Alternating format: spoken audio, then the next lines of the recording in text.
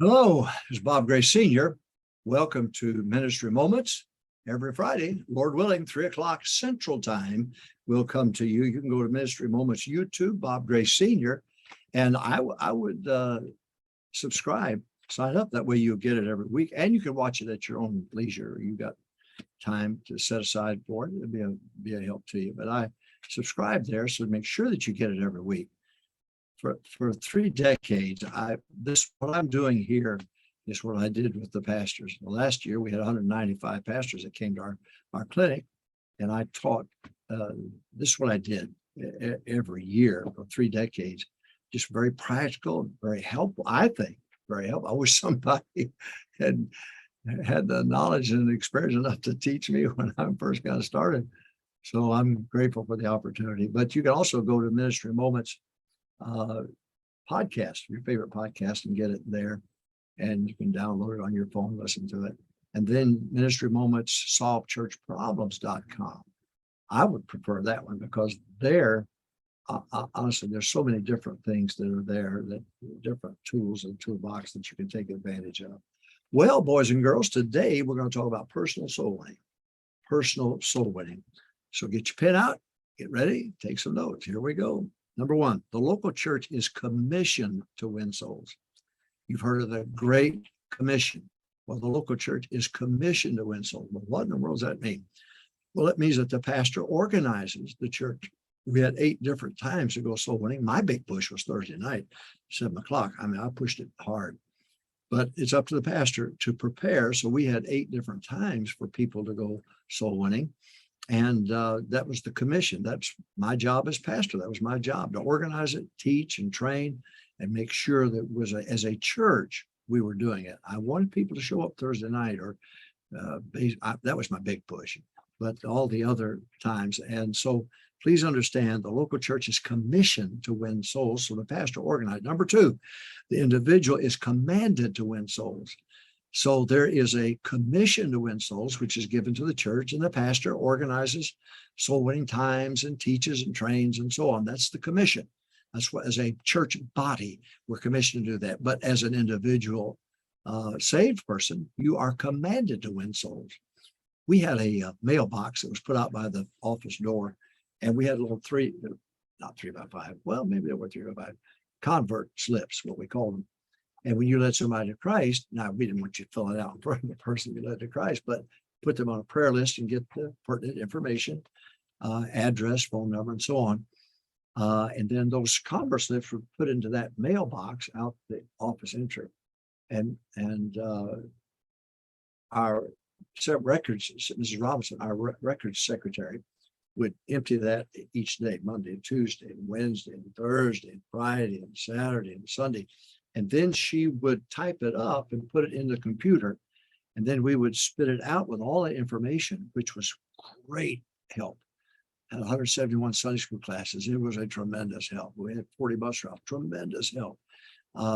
We had 17 adult classes, a tremendous help. Now, I would suggest to you that there's an impact here that we've not really been honest about. Okay. Brother Hiles had no church-wide soul winning time. Well, it was impossible. I mean, can you imagine that traffic in Chicago trying to get to Hammond? No matter what direction you were coming from, it took an hour to get to church, and we were just down the road. But he baptized 15,000 people. Now, wait a minute. Most of the converts then were not from church-wide soul winning. Mary Robinson was our records secretary. And she told me one day, she said, "Preacher, I think of something you could use. And that is, we have more people saved at other times other than Thursday night than we have on Thursday night," which meant our people were soul conscious, that were doing it every day. So the churches that abounded in the 60s and the 70s and some in the 80s was because of the church-wide personal contact. Not all of us had the same doctor, but we all had a doctor. Not all of us had the same mechanic, but all had a mechanic. And so that cosmos, going to all the world to preach the gospel to every creature, talking about your world, the world that you're in. Nobody else is going to witness to your doctor except you. Nobody else is going to witness to your mechanic except you. So everybody had, in their world, they had a responsibility to do that. Now, my point being, the commission is Boy, it really helped us. I mean, people got excited. They showed up, and we had 250 bus workers. It would showed up in the bus workers, and every area, Sunday school, every area. I'm just saying, the Lord, the local church is commissioned to win souls, but the individuals commanded to win souls. And if we could get day by day, the Church of Acts every day, we've got to daily win souls. It's going to have a bigger impact than that of the church-wide. Now, don't neglect the church-wide soul winning. If you're, especially most churches, 95% of our churches in rural areas, they're not in metropolitan areas. So you're not going to have the problem that Dr. Hiles had. All right. So number one, local church commissioned to win souls, pastors to organize it. Right. Number two, the individual is commanded to win souls. Number three, give the gospel out 15 times in one 7-day period. Sunday night, I would reach in my pocket, pull out a card, and while the baptisms were going on Sunday night, I would draw me 15 lines. The 15 lines on that card, I was going to have a name for every one of those lines by the next Saturday. So that was my goal. Now, I'm not saying they all 15 got saved, but I'm saying I gave the gospel from A to Z to 15 different individuals. And that was my challenge. I was challenging myself. Then it was in that one 7-day period. So I said, number one, the local church commissioned to win souls. So let the pastor organize the church. The individuals commanded to win souls. Give the gospel out 15 times in one 7-day period or by the next Saturday. Number four, by Saturday night, have 5 converts to pick up for Sunday morning. I had this card. I gave the gospel out 15 times.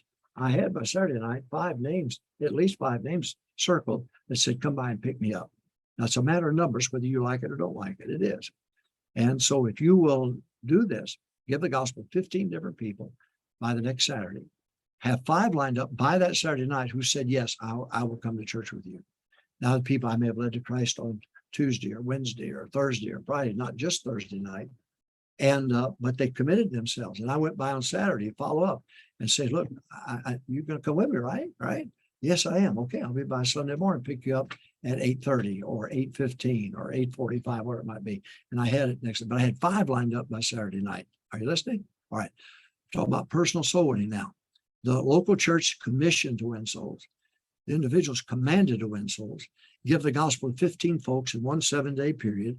And by Saturday night, the next Saturday night, have 5 converts lined up to come with you the next Sunday morning. And number 5, on an average, 2 will come.